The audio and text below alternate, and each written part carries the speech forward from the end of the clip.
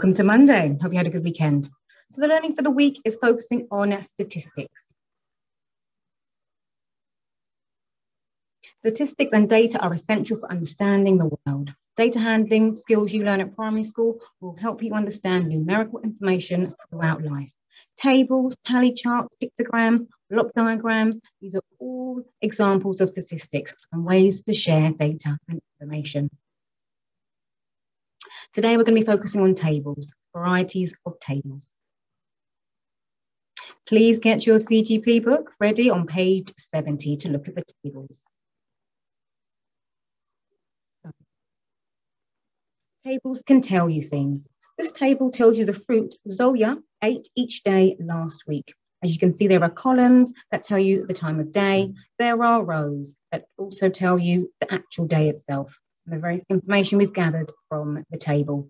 So, for example, on Thursday, Zoya had an apple for breakfast and a pear for lunch. Tables also have numbers too. It tells you how many T-shirts Jamil's friends have.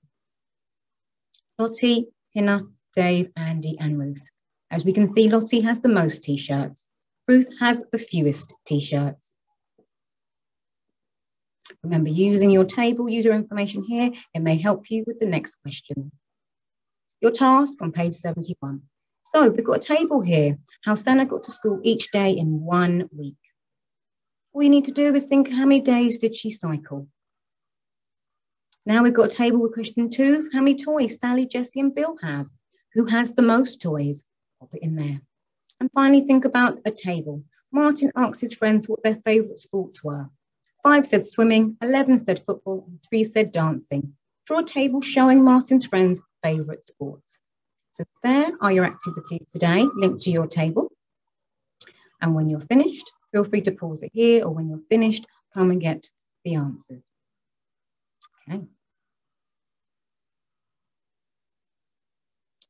So here we have the task's answers. How many days did she cycle? 2 days. Who had most toys? Bill. Here's my version of the table. Favourite sports, swimming, 5, football, 11, dancing, 3. And within my table, number of friends who chose it. That's how I did it. I know in the book it talks about number of friends, and that's fine. Just making you know how I did my table. Okay. Additional tasks if you choose to do some. What is this table telling you? Have the questions answer the questions I have for you in your book. How many children chose the fruit altogether? Which fruit was the most popular? How many of the least popular fruit were chosen? What's your favourite out of all of them? What's your least favourite out of all of them? That's interesting. I'll share mine. I wonder what yours are. Now let's use page 70 again and the tables with T-shirts. How many more T-shirts does Lottie have compared to Andy? Which friend should combine T-shirts have more than Lottie? Again, feel free to lay it out in your book like this, if you wish to, for answering those questions.